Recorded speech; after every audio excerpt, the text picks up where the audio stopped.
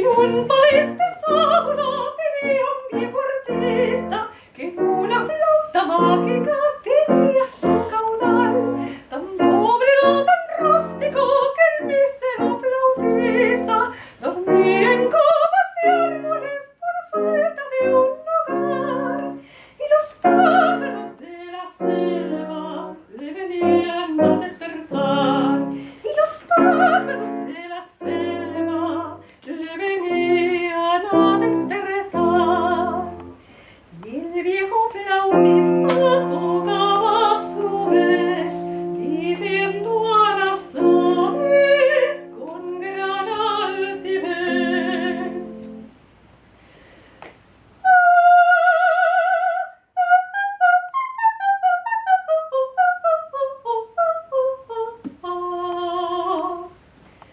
Yo también soy un pájaro viejo que lleno de trinos el aire vernal. Yo también he volado en la vida sin rumbo y sin nido donde emparejar. Vosotros cantáis en fechas de amor, yo canto amarguras de mi corazón.